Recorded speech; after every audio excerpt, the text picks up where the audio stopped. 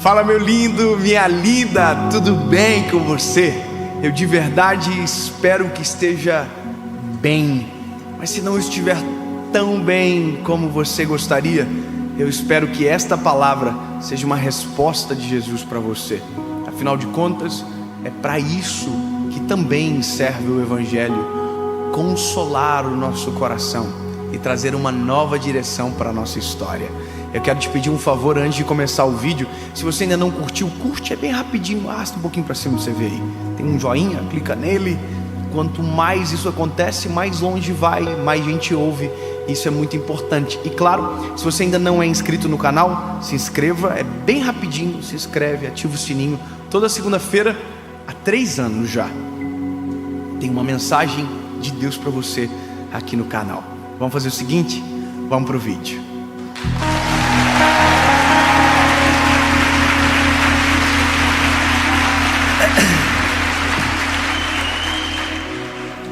Evangelho de Jesus, conforme escreveu Marcos, capítulo de número 6, versículo de número 38.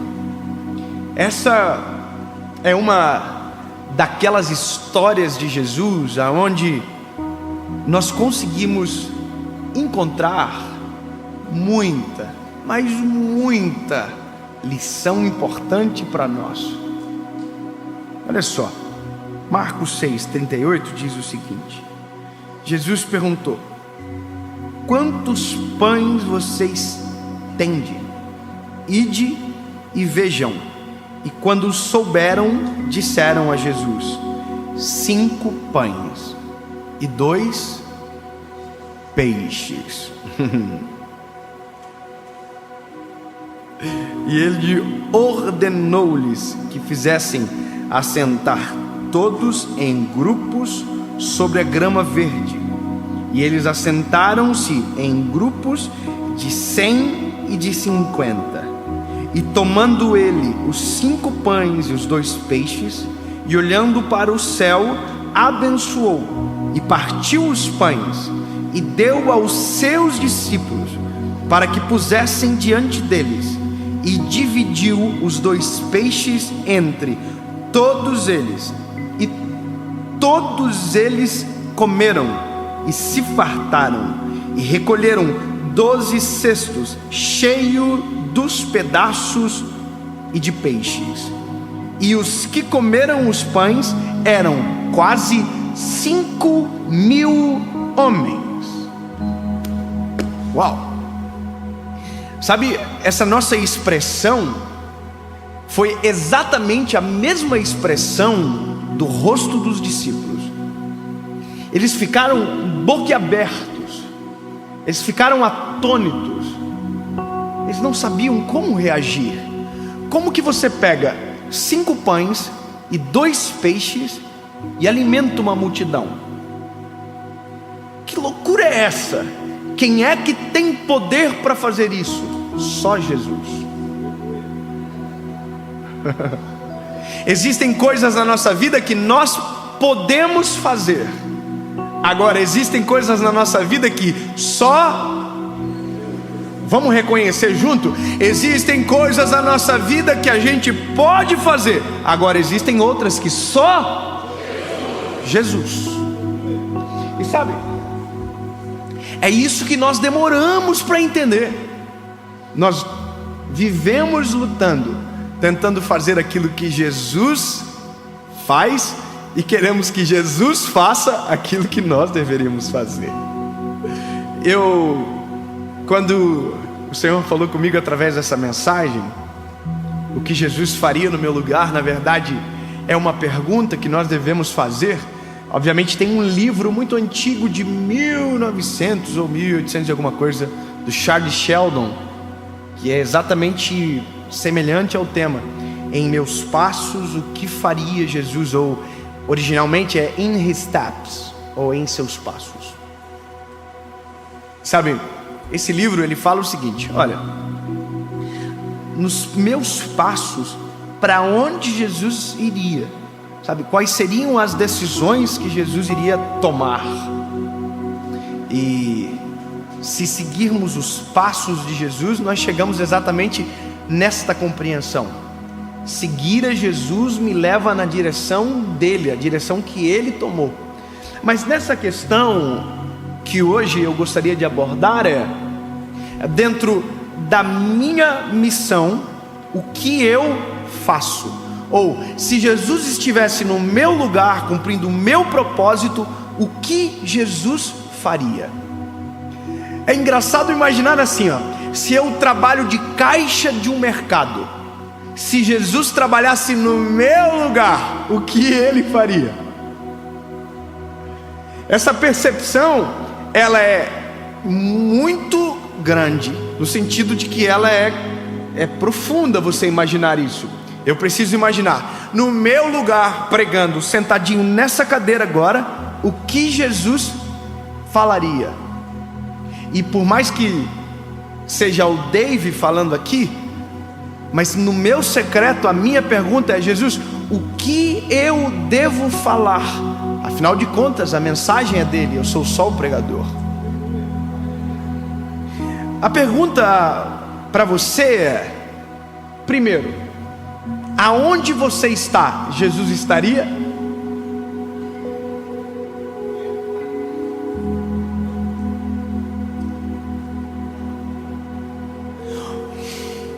O que você faz, Jesus faria? A forma que você vive, Jesus viveria? Porque não dá para chegar na atitude antes do ser. Porque não tem como fazer o que Jesus faria sem ser aquilo que ele era, aquilo que ele é e para sempre será. Porque se você não entendeu ainda a noção do Evangelho, o Evangelho não é uma psicologia, não é uma filosofia, o Evangelho é um modelo de vida. E o Evangelho não é algo que eu pego fragmentado, escolho o que eu ouço, o que eu acredito ou o que eu vivo. Não, não. O Evangelho é um modelo completo, aonde se eu aceito um termo, eu aceito todos os termos.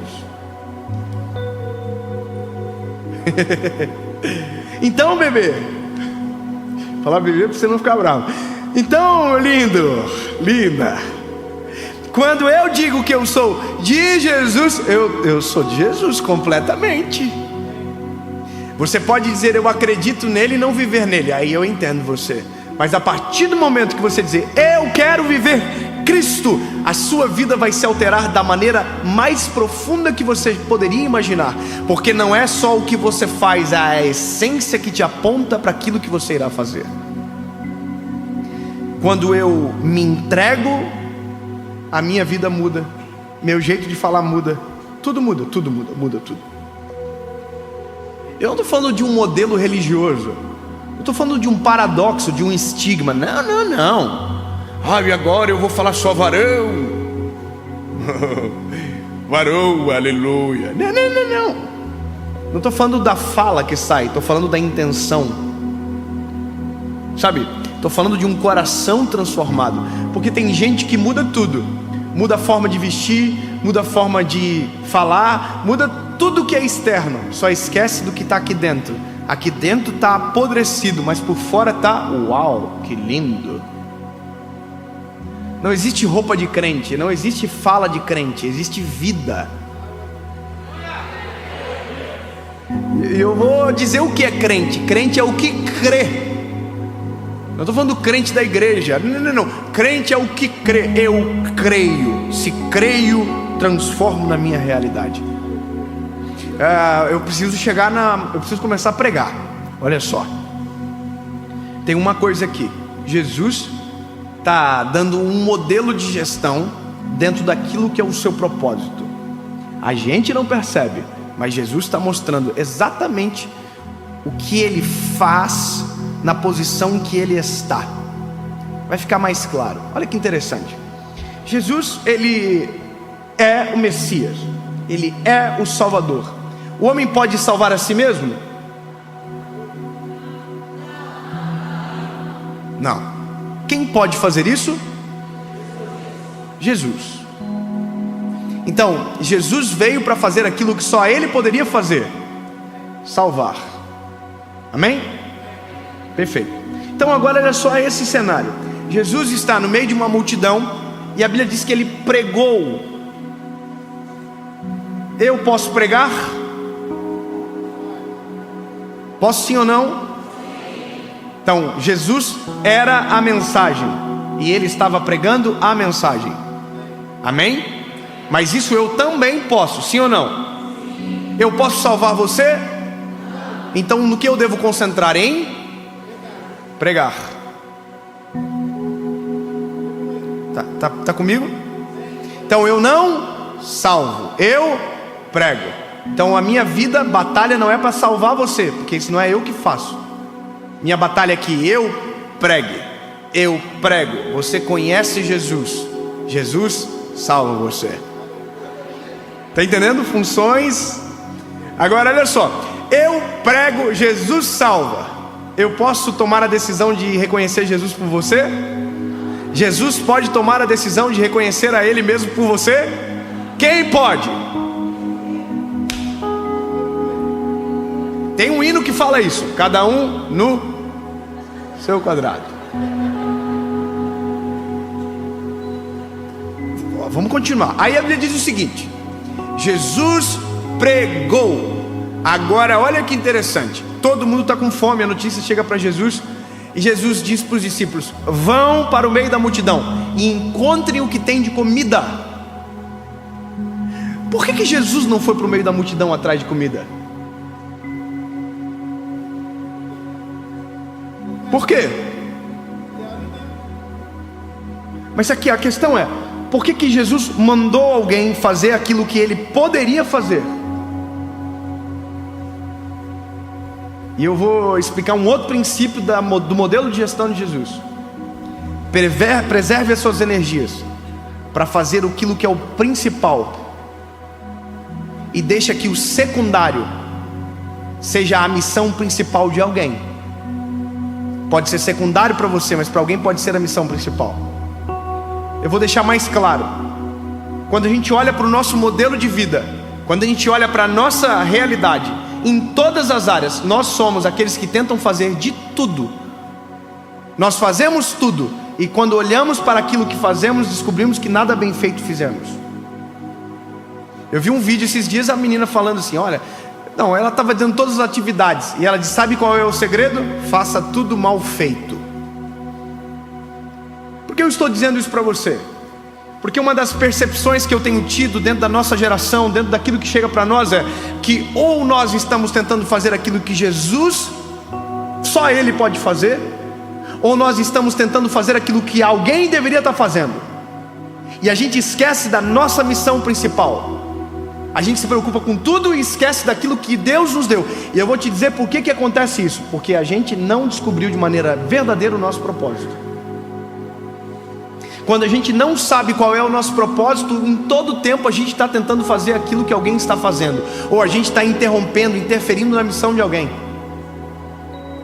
Um dia um amigo meu, que hoje é diretor da nossa associação evangelística, falou para mim, Dave, o que você faz na igreja? E eu disse para ele, eu prego, eu dou aula na escola dominical, eu sou líder de jovens, eu faço lavação de carro no final de semana, eu fazia tudo. E ele disse para mim, e o que você faz bem feito? E eu, com muita humildade, disse, tudo. E ele falou, não.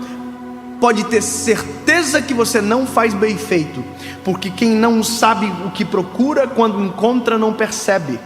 Se você não sabe quem você é e o que nasceu para fazer, tudo o que faz acaba sendo de qualquer forma, porque os teus olhos, o teu coração não está naquilo. É a mero ativismo. Você faz tudo e não faz nada.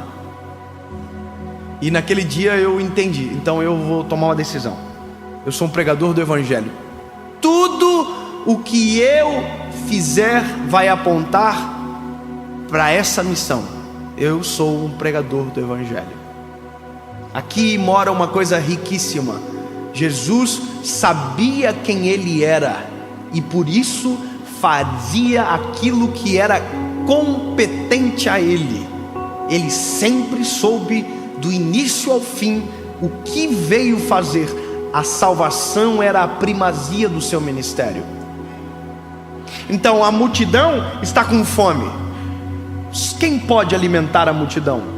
Jesus. Só que Jesus sabe delegar missões. Diz: busquem alimento. Aí o alimento vem. Quem é que multiplica o alimento? Os discípulos ou Jesus?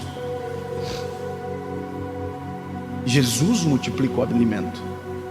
Ele divide em 12 cestos e dá uma ordem: vão até o povo, coloquem montes de pessoas, separem 150. Quem foi que fez? Jesus dividiu o povo ou os discípulos dividiram o povo? Os discípulos. Jesus poderia fazer? Sim, mas tinha gente para fazer. Agora olha que interessante, ele multiplicou, mas quem serviu? Quem serviu? Os discípulos. A pergunta é: quem que abençoou o alimento antes que ele fosse servido? Jesus. Você entende que na mesma história existem várias funções e que a história é tão perfeita porque cada um fez aquilo que era para fazer? Jesus fez o que era para ele fazer. Agora olha que interessante, chega no final, os discípulos estão tudo com a boca assim aberta. Oh my God. Jesus manda eles irem embora e agora Jesus faz aquilo que ele precisava fazer. Ele despede a multidão. Ele despediu a multidão. Início, meio, fim. E aí a Bíblia diz que Jesus sobe para orar e os discípulos vão para o meio do mar e enfrentam uma grande tempestade. Eu preciso fazer a análise correta junto com você, para que isso seja poderoso para mudar a sua percepção sobre o que você está fazendo agora. A primeira coisa que você precisa identificar: aonde você está, Jesus estaria. O que você faz, Jesus faria. Dentro da sua missão, o que você tem que fazer, o que Jesus pode fazer e o que alguém pode fazer por você. Quando eu descubro essa organização dentro da minha vida, eu me torno extremamente eficaz naquilo que é o meu chamado. Então eu sei quem eu sou. Quando descubro quem eu sou em Jesus, eu descubro o que eu devo fazer nos meus passos, ou em meu lugar, o que Jesus faria. Eu só sei isso porque a consciência de Jesus está em mim. Então tem coisas que eu digo: Jesus, só tu podes fazer. E tem coisas que Jesus diz: lindão, isso você pode fazer. Então, partindo dessa premissa, a nossa vida se resolve de uma maneira muito extraordinária. Porque na verdade a briga, a batalha, a luta, a dor de descobrir o propósito, ela só é eficaz no resultado de saber a resposta quando buscamos no Senhor. Sabe qual que é o problema? É que eu tento buscar o meu propósito no propósito de alguém o tempo todo. Eu tento fazer aquilo que alguém está fazendo o tempo inteiro. Se eu focar no meu chamado, eu sei quem eu sou e o que eu devo fazer. Vou te dar um exemplo bem simples. Eu sou um evangelista. É isso que eu sou. Eu prego de maneira simples. E eu também não sei pregar de maneira complexa. Eu sou assim. É o meu jeitinho. É assim, eu sou assim. Eu amo ouvir o ministério de mestre. É lindo. Sim, é lindo, maravilhoso. O mestre, ele prega de uma maneira diferente. É muito mais expositivo. É ensinamento, é diferente. É um ensinamento diferente. Agora, qual é o negócio chave aqui? É porque se eu não cuidar, eu tenho vontade de virar o mestre e esqueço de ser o evangelista. Porque a gente sempre quer ser aquilo que faz os olhos brilharem muitas das vezes.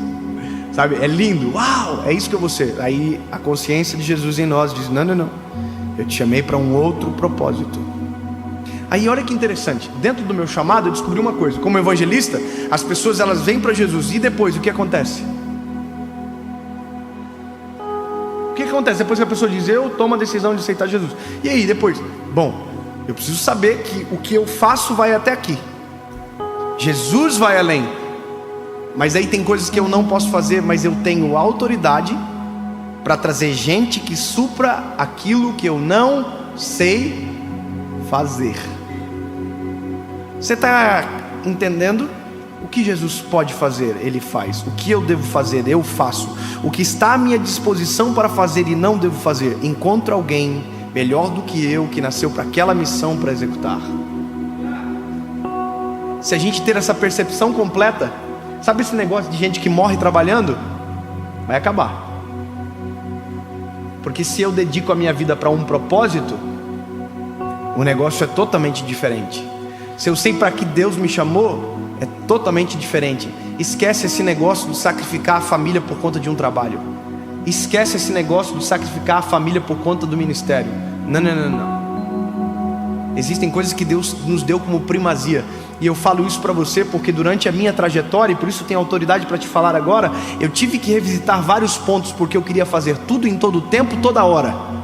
E isso estava destruindo a minha família, estava destruindo a minha casa, estava me destruindo. Os sinais estavam todos gritando, a vida espiritual estava um lixo, o casamento estava um lixo, mas eu estava falando lindamente sobre Jesus. Não, descubra para que Deus te chamou, foque no teu chamado, entenda que tem coisas que só Deus pode fazer e você não pode fazer, tem coisas que você tem que fazer e faça, mas existem coisas que estão à disposição para você fazer, e você pode colocar alguém melhor do que você para fazer a função que ele nasceu para fazer. É só isso, simples como a luz que brilha. Eu vou de maneira pedagógica dizer para que você nunca mais esqueça: na vida existem coisas que só Jesus pode fazer, e a boa notícia é que Ele faz. Ele não engana, Ele não mente, Ele não se arrepende, Ele é fiel para cumprir tudo aquilo que prometeu. Ponto. Porém, na vida existem coisas que só eu posso fazer. E se Jesus é o meu Senhor e meu Salvador, tudo que sou aponta para Ele, e aquilo que Ele me deu, eu farei. Na mesma história, existem coisas disponíveis para ser feitas, mas que não foram para mim e nem para o Senhor. Então, deixe que alguém faça. Porque se você tentar fazer aquilo que é a missão do outro, a sua missão será esquecida. E aquilo que só você poderia fazer, não será feito, e a missão ficará inacabada. Simples de entender, difícil de viver.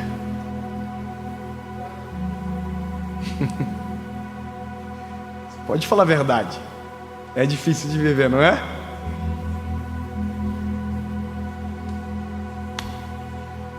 Mas se olharmos para Jesus, lembra?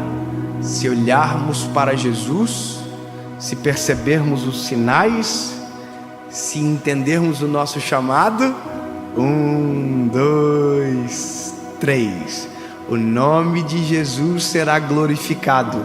Afinal de contas, é tudo sobre Jesus.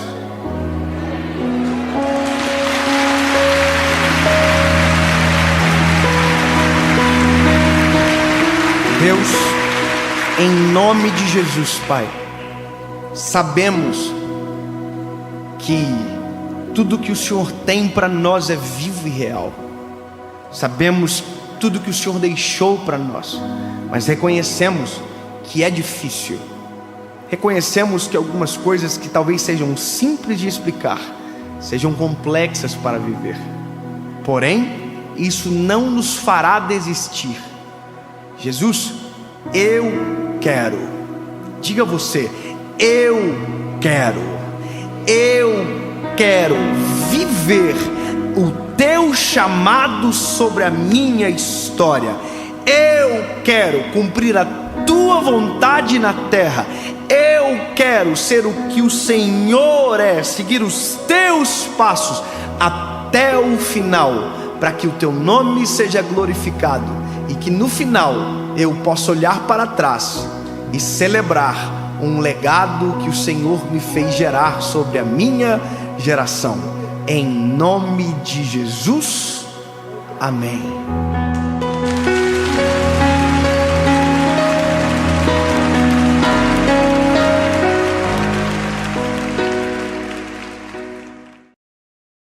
Fala, meu lindo, minha linda.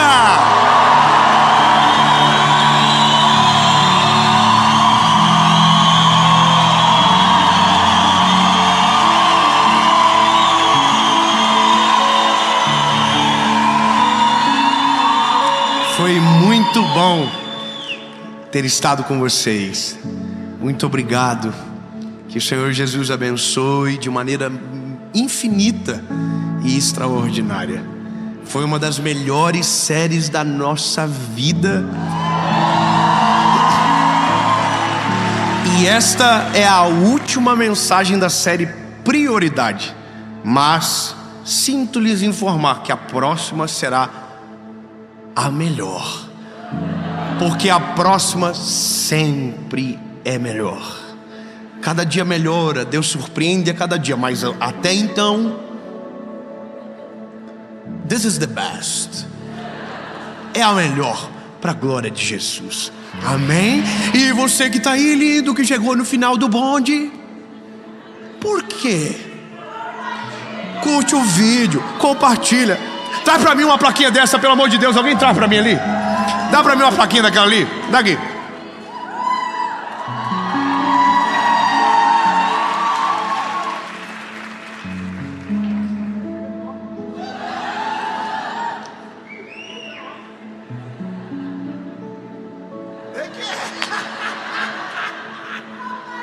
Respeite meus assistentes. Lindo.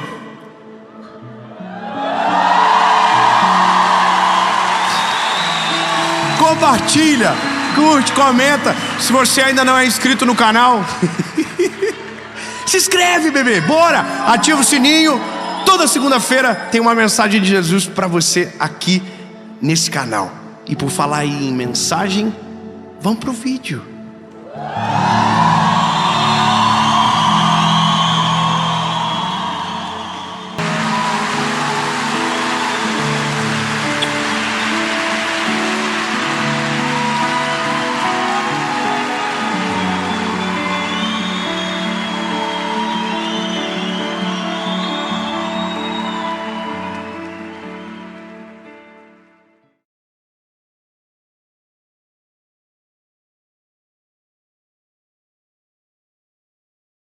Fala, meu lindo, minha linda.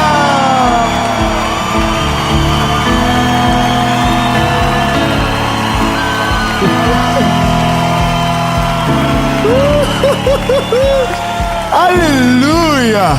Olha, essa mensagem é para você. Sabe, você vai voltar para buscar a sua cama e você está pensando, eu não sei nem aonde eu deixei. Mas hoje, com essa palavra, você vai sair dessa mensagem chorando, dizendo: Jesus, eu sou muito mais abençoado do que eu lembrava, eu sou muito mais feliz do que eu merecia. Jesus, da onde o Senhor me tirou, para onde o Senhor me levou, já está uma distância tão grande que eu tenho motivo para andar de joelho, só dizendo: obrigado, Jesus, obrigado, obrigado. E se você não esquecer a cama, ou lembrar aonde ela está, volte para buscar. Porque no fim, perca tudo, só não esqueça da onde Jesus te tirou. Sabe, só não lembra de tudo que Ele já fez por você. Então agora, antes de ir para essa palavra, eu quero te pedir algo rápido, muito rápido. E estou contando com a ajuda do auditório. Olha, curte o vídeo, é rapidão, curte, comenta, compartilha, ativa o sininho. Ativa o sininho, pelo amor de Deus, tem até sininho virtual. Ativa o sininho, porque toda segunda-feira, 7 horas da manhã, tem uma palavra de Jesus para você aqui. Segunda às 7, quinta às 7, o Mentoria de Vida. Nós já não somos um canal do YouTube há muito tempo, a gente é uma comunidade. Eu quero convidar você para caminhar com a gente todo dia, segunda e quinta no YouTube e segunda a sexta, 7:30 da manhã no SBT, com o Bom Dia Esperança. Aleluia! Então olha, A gente vai começar. O último recado é: seja parte da nossa associação evangelística.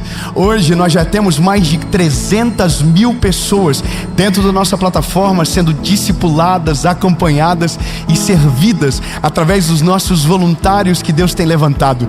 Eu quero que você seja parte, entenda, saiba mais sobre o que Jesus está fazendo, e todas as informações que você precisa estão aqui abaixo. E agora eu quero te convidar para que você venha comigo para a mensagem que Jesus vai falar com você. Amém? Está muito bom. Aleluia! Meu Deus! John Chapter 5. Por que eu estou fazendo isso? Nada a ver. Olha, João capítulo 5. Eu estou empolgado. Irmão, gravar série em São José do Rio Preto tem que respeitar. E ó, eu vou fazer algo pela primeira vez, e eu já vou dar spoiler. A próxima será em Fortaleza e Curitiba. Só que vai ser difícil para vocês superar.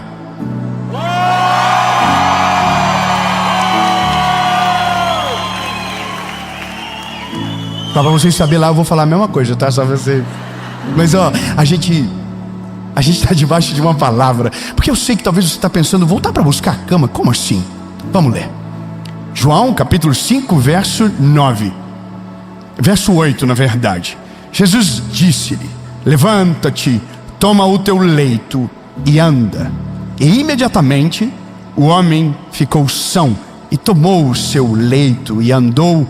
E aquele dia era o Shabat. Viviane,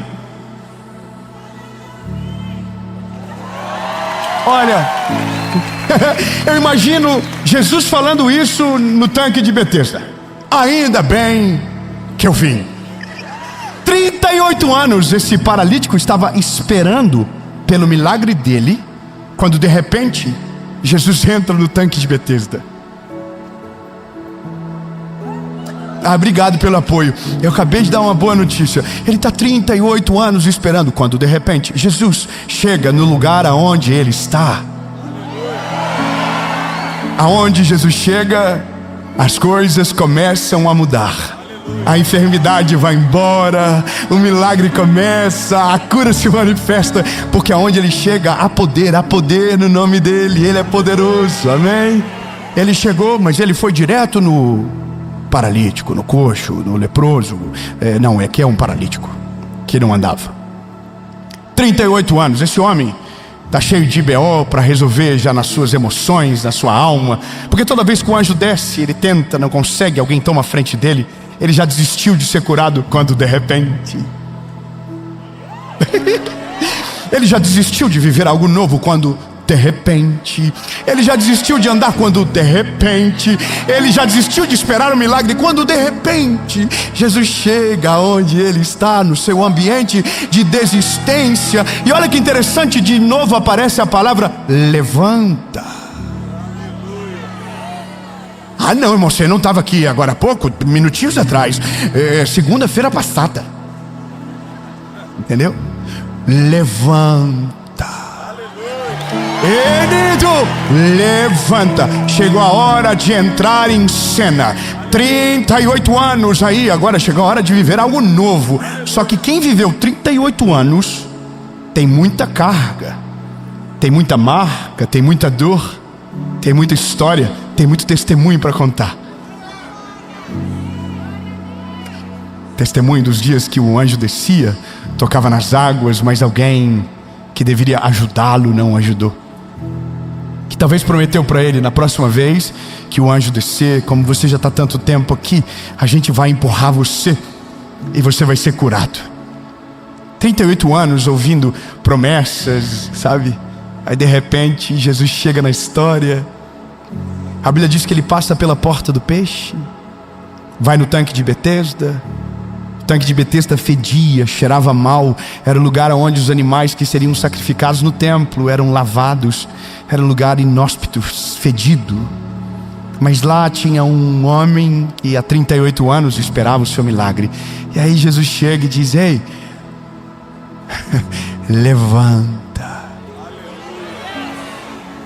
Sabe, tem todo um diálogo que eu estou lhe poupando, porque já preguei sobre isso. Sobre o que Jesus disse para ele, sobre as reclamações justas que ele tinha para fazer. Mas o que me interessa agora é Jesus falar: levanta, toma tua cama e vaza.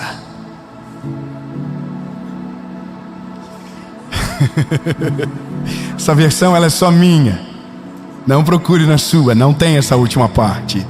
Mas o que Jesus estava dizendo é: você não precisa mais da cama, mas você vai levá-la com você. Eu não estou te dando uma cama de um leito, eu estou te dando um significado de cura. Não é para você lembrar dos 38 anos, é para você lembrar do dia que eu cheguei. Não é para você reviver a dor, é para lembrar que o dia que eu cheguei a cama perdeu o significado. Eu não estou te dando um peso, eu estou te ressignificando naquilo que você viveu. Leva a cama. Agora, sendo teologicamente responsável, a gente não sabe se de fato ele levou consigo e por quanto tempo levou, e se ficou com ele para sempre.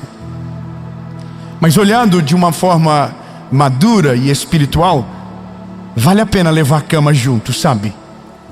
Valeria a pena levar a cama para ficar no lado da cama que você vai dormir, mas não para deitar. Só para que todo dia que você deite na cama que você vai levantar, lembra que naquela cama você não conseguia se levantar, até Jesus chegar na história. Dava para fazer um quadro, dava para colocar na parede, dava para emoldurar, dava para colocar no testamento para que os filhos conhecessem a cama, que os netos soubessem da história, que os bisnetos lembrassem que um dia o bisavô estava 38 anos deitado numa cama e que um dia Jesus chegou na história. Que o segredo da família não foram as faculdades que ele estudou, não foi a paternidade, não foi o dia que Jesus chegou no negócio. O dia que Jesus chegou, ele mudou toda a vida daquele rapaz. 38 anos, a Bíblia diz que Jesus cura ele no sábado.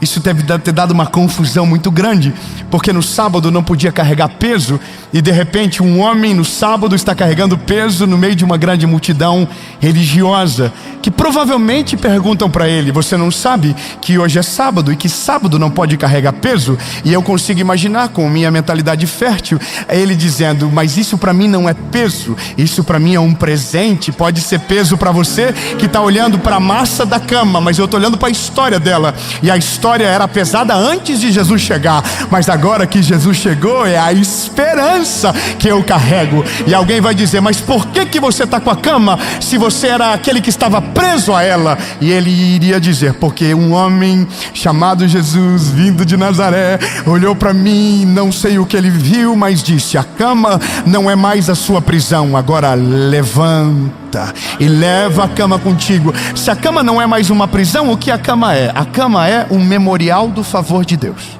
Aleluia. Você vai lembrar, e todas as vezes que você olhar, você vai lembrar. Você sabe que tem orações que a gente faz e que a gente esquece? Você sabia que Deus não se esquece de nenhuma oração que você fez, e ao seu tempo realiza todas as coisas segundo a sua vontade? E que talvez hoje você esteja vivendo um milagre, que orou durante muito tempo e sequer percebeu e parou para agradecer daquilo que ele já fez. Talvez você não entende ou passou batido, mas aonde você mora hoje, um dia foi um sonho, hoje é o testemunho. A casa, a família, os filhos que você tem hoje, um dia já foi um grande temor seu, e hoje já te chama de papai e mamãe. Talvez você não percebeu que o trabalho que você está hoje, um dia era um sonho distante para você, e que hoje você está lá. Então sabe o que aconteceu? É porque você esqueceu a cama em algum lugar. A gente esquece, e pior do que se esquecer é se acostumar.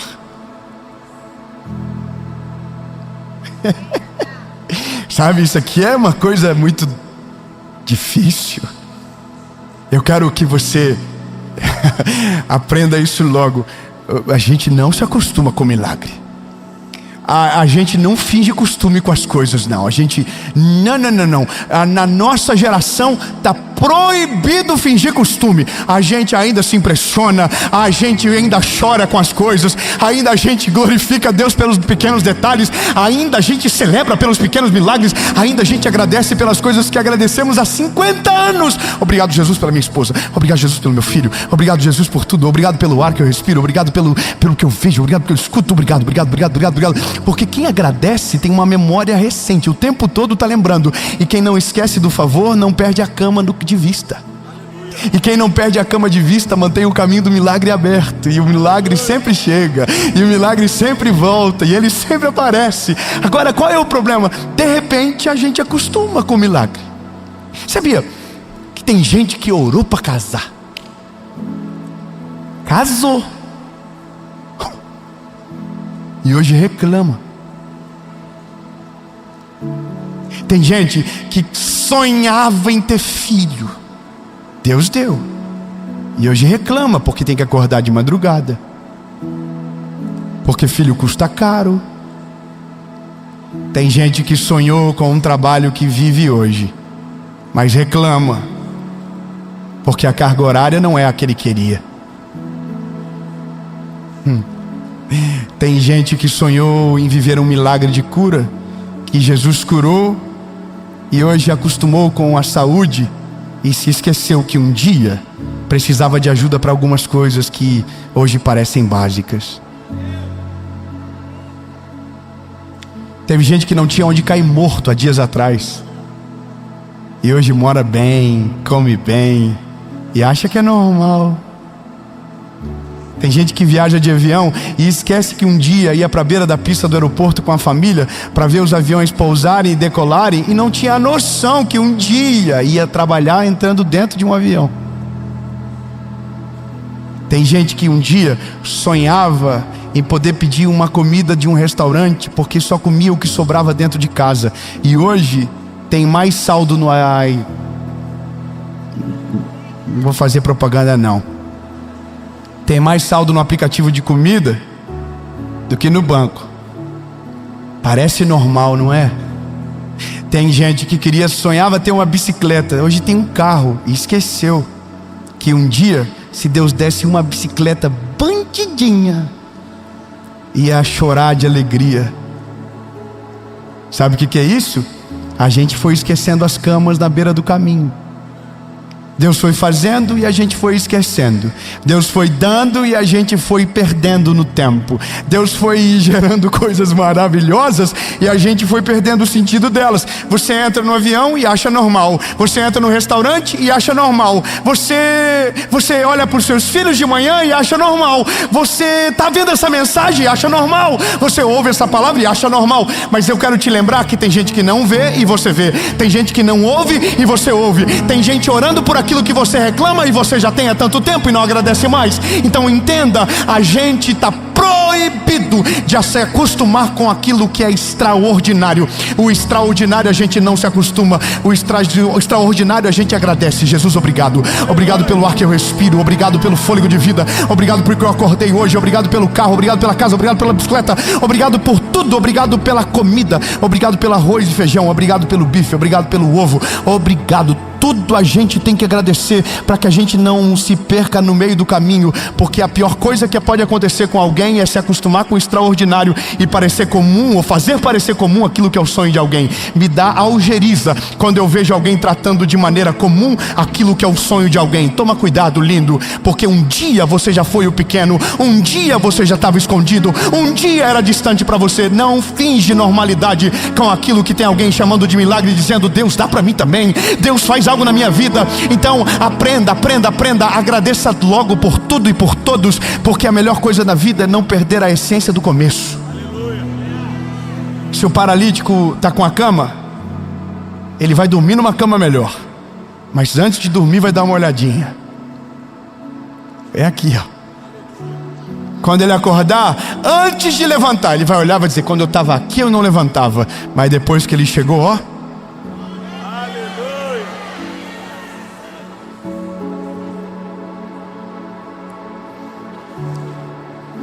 Sabe por que a gente esquece a cama? Porque enquanto a gente está andando, tem gente que está correndo.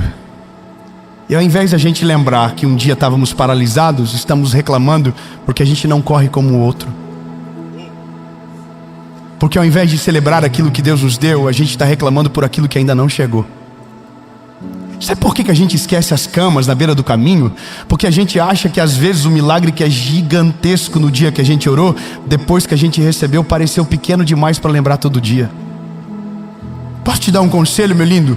Não se canse de agradecer por aquilo que um dia foi um sonho e hoje parece normal. Porque mesmo sendo normal para você, ainda é um sonho para a vida de alguém. Não finge costume com aquilo que é extraordinário. Celebre tudo e qualquer conquista, glorifique o nome de Jesus. Quando você é grato, a porta do céu permanece aberta sobre você. E se você quer viver coisas ainda maiores, celebre a Deus por tudo aquilo que Ele já te deu. Mesmo que pareça pequeno, mesmo que pareça quase nada. Mas se Deus te deu, carrega contigo a memória, para que você não ouse esquecer da graça e da misericórdia dele sobre você.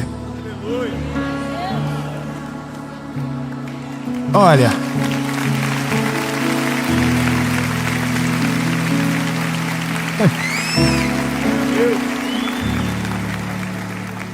no mundo de comparações, o milagre do outro sempre parece maior. No mundo onde a gente está o tempo todo se comparando, quem tem 3 filhos parece ser mais próspero do que aquele que teve um. Quem casou novo parece ser mais feliz do que aquele que demorou tanto tempo para casar. Quem prosperou velho demais parece ser menos feliz com aquele que nasceu num berço de ouro. Mas se eu te falar que a graça da vida é a particularidade da história e não o coletivo de todas. Porque ao mesmo passo que um homem demorou 38 anos para ser curado, uma menina de 12 anos foi curada sem muito tempo de sofrimento. Ao mesmo tempo que uns morreram, outros ao 4º dia Jesus chegou para ressuscitar. Ao mesmo passo que um vai embora, o outro foi ressuscitado. Me parece estranho se a gente ficar comparando e não olhar o nosso milagre individual do que Jesus já fez por nós. Sabe de uma coisa? Jesus já fez tanta coisa por você, mas tanta coisa, que se você fazer rapidamente uma pequena reflexão e lembrar de onde Jesus te tirou de dias ou meses atrás e ver exatamente aonde você está agora, você cai de joelhos chorando dizendo: Jesus, obrigado, Jesus, obrigado, porque Jesus já fez tanto por você, mas porque você individualizou os milagres e esqueceu de tudo aquilo que Ele já fez e está começando a achar que é comum a vida extraordinária que você vive. Se você lembrar rapidamente de onde Jesus te tirou, você vai ser completamente grato por aonde você está, mesmo que não seja a estação que você gostaria, mas já é muito melhor do lugar que Ele te tirou. Já é muito melhor. Escute bem, já é muito melhor. Eu tenho uma jornada de vida. Eu sou jovem ainda, né? Amém. Era para todo mundo dizer amém agora, celebrar. Amém. Eu tenho 35 anos, amém. Amém, Jesus, amém. Obrigado aos médicos. Pelo menos eu conto. Mas olha, eu consigo me lembrar de algumas coisas impossíveis de esquecer. Parece uma redundância, né? Mas é porque eu me esforço para lembrar. Quando eu digo me esforço para lembrar, é porque eu refaço o caminho todas as vezes. Quer ver? Vou te contar uma história. Um dia, eu estava na igreja que eu era recém-convertido, tinha acabado de conhecer Jesus. Eu estava naquela paixão avassaladora, que não precisava de um grande pregador e nem de uma grande canção. Qualquer coisa tocava fogo dentro de mim e eu chorava, eu falava em línguas estranhas alto na igreja. E eu era o mais bocudo da igreja naquela época. Eu era escandaloso, chorava alto. Um dia eu estava chorando tanto na igreja que a minha avó levou um lenço e disse: por que você está triste? Falei: não, vó, é que eu estou muito feliz, é por isso. Mas eu me lembro de um belo culto de um culto, que as crianças foram cantar. As crianças sempre cantavam no final dessa igreja a qual eu era parte, que eu amo até hoje e que fez parte da minha vida. E as crianças foram cantar. E quando as crianças começaram a cantar, elas começaram a cantar uma canção que dizia: grande, tão grande, alto, tão alto, fundo, profundo é o amor maior do mundo. Mas é pequeno, cabe lá dentro do coração daquele que recebe o Salvador. Uma letra tão pura. E eu comecei a chorar, como se estivesse no maior congresso de avivamento da história. E eu chorava, gritava em línguas, chorando com uma glória de Deus absurda. E uma das pequenas orações que eu fiz naquele dia foi: Jesus, que um dia o Senhor me deu o privilégio de ver os meus filhos adorando ao Senhor. E a minha oração não era nem sobre, de fato, eles estarem naquele lugar, mas era deles nascerem. Eu tinha um medo disso, de não poder ter filho, de ter alguma coisa. Como qualquer ser humano, a gente é cheio de medos, de problemas irreais, invisíveis, que a gente mesmo cria. E eu me lembro que eu fiz essa oração: Jesus, que um dia eu possa ver os meus filhos. Se desse só um já estava bom. E Jesus me deu 3 filhos. E aí um belo dia eu estou fazendo o meu filho mais velho dormir. Ele está deitadinho na cama. Está ele e o Noah. O Noah ainda menor, ele talvez com uns 3 anos e o Noah com 1 ano. E o Dondon deitadinho na cama, depois a gente orar. Do nada começa: grande, tão grande, alto, tão alto. E a glória de Jesus encheu o quarto. Eu fui transportado para aquela igreja pequena, aquela experiência de dizer: Jesus, um dia me dá o privilégio de viver isso. E agora era dentro de um quarto, com meu moreninho cantando, e eu falando em línguas e chorando alto, até que o João levantou, colocou a mão em mim e falou assim: pai, chora mais baixo, que eu estou cantando. Eu demorei tanto tempo para ouvir, que no dia estava tão feliz em ouvir, que parei de escutar a voz dele. Porque não era mais sobre algo normal, era sobre uma oração que eu fiz e esqueci. Eu orei e esqueci. Mas naquele dia o Senhor estava falando para mim: a cama ainda está aqui. É Ele, eu fiz o que você pediu, não esquece. Isso não é normal, isso é um privilégio. Não trate um testemunho como algo comum. Traga à memória aquilo que você parou de agradecer e comece a celebrar como se fosse de novo. Do nada. Sabe, a gente, eu e a minha esposa, a gente tem uma cama na frente da nossa cama. E eu vou te dizer o que é. Quando a gente construiu o nosso primeiro apartamento, que era uma kitnet na verdade, eu fiz toda a decoração dela do meu jeito e com as minhas condições. Tudo parceladinho, 10 vezes sem juros, R$20 a parcela, R$30 a parcela. Me lembro que eu tinha um sonho de ter um espelho na sala, porque ampliava o ambiente. E eu fui parar numa loja de móveis na rua da minha mãe, e ele disse: tem uma porta de um guarda-roupa que tem um espelho, e que porque o guarda-roupa foi danificado, a gente vai vender só a porta. E eu falei: quanto? Ele falou: R$200. Eu falei: é meu. E aí eu falei: mas eu vou sair para pegar o dinheiro. Só que não era dinheiro, era o dinheiro de plástico, cartãozinho. E aí eu volto na loja, e aí eu falo assim: tá aqui, peguei o cartão da minha mãe. E ele falou: não, cara, pelo amor de Deus, não faz isso comigo. Eu errei inclusive o preço, a porta era R$386. É o custo dela, tá aqui, ó. E eu fiz um valor que nem existe, eu errei. Então, se eu não posso fazer nem à vista, não deveria, imagina no cartão. Aí eu falei para ele, com carinho do gatinho do Shrek: mas é um sonho. Ele falou: 10 eu não faço, 6 eu faço. Então vai. 200 em 6, quase morri para pagar.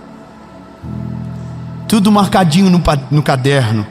No caderno da minha faculdade, porque eu ia para o colégio, para a faculdade, e ficava durante a aula divagando: Jesus, como que eu vou dar conta? E aí eu colocava a minha expectativa de ganho, colocava a expectativa de gasto, zerava tudo. No outro finalzinho do mês eu colocava tudo de novo, e aí sobrava R$30, R$20.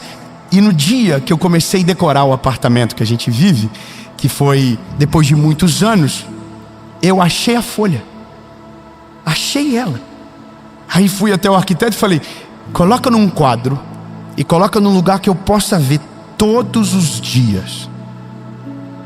E ele falou: por quê? Porque eu nunca posso me esquecer que um dia uma porta de guarda-roupa foi o item mais caro de decoração da minha casa.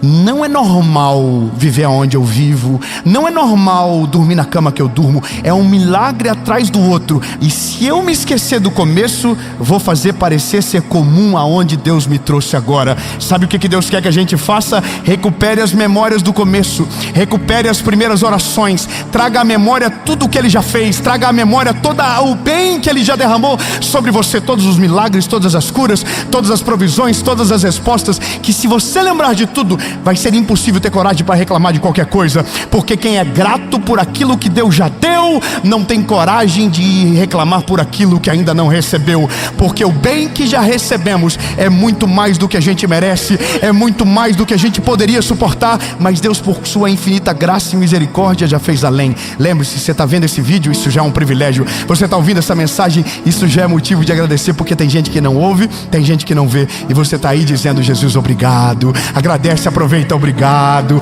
Obrigado, Jesus. Obrigado, Senhor. Obrigado, Jesus. Eu vou te falar que isso é gostoso, tá? Se eu puder te dar um conselho antes de terminar essa mensagem, crie roteiros de memória para você. Como assim? Vá no colégio que você estudou no começo. Vá no colégio onde você estudou. Vá na casa onde seu pai criou você. Vá onde você trabalhou pela primeira vez. Porque a gente só consegue ter noção da carreira que já frequentamos quando a gente lembra de tudo aquilo que a gente já passou. No nosso ecossistema, na nossa associação, a gente tem dentro do nosso ecossistema 4 pilares que são parte, que é a nossa editora, a Escola de Teologia, a nossa parte de eventos e a própria mãe do ecossistema, que é a associação. Minha esposa fez um negócio esse ano. Ela pegou um vaso e colocou na empresa, lá no nosso ecossistema, para que tudo aquilo que aconteça de positivo que Deus fez, respostas de oração, coloque ali, escreva e guarde, para que no final do ano, no encerramento do nosso ecossistema, a gente pegue papéis para lembrar de milagres que talvez a gente já esqueceu que aconteceu. Quando a gente relembra do que Jesus fez, a gente fica radiante. Por isso que a Bíblia diz: traz à memória aquilo que te dá esperança. Se você está preocupado no que Deus vai fazer, lembre de tudo aquilo que Ele já fez, que vai ficar mais leve. O mesmo Deus que fez ontem vai fazer hoje, vai fazer amanhã, depois de amanhã. Ele não vai desamparar, Ele não vai mudar quem Ele é. Agora é só você que não pode se esquecer de tudo o que Ele já fez. E por último, é simples: Jesus valoriza a gratidão. Jesus valoriza aqueles que não esquecem. Jesus valoriza aqueles que voltam para agradecer. Jesus valoriza. 10 leprosos foram curados. Os que voltaram, Jesus pergunta: aonde estão os outros? O maior privilégio de voltar é falar com Ele de novo sobre aquilo que um dia já foi uma dor. O maior privilégio de agradecer é relembrar aquilo que já viveu e saber que Deus já fez muito além do que a gente merece. Olha, eu vou falar olhando para você. Você já viveu tanta coisa incrível que não merece, que talvez já esqueceu, que você nem acredita se vier à tua memória tudo de novo.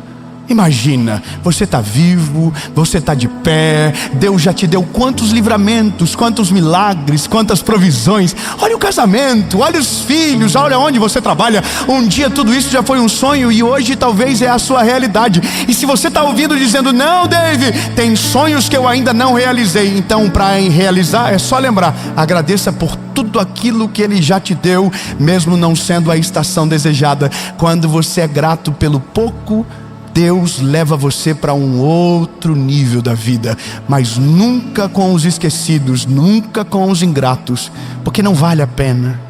O ingrato não volta, o ingrato esquece.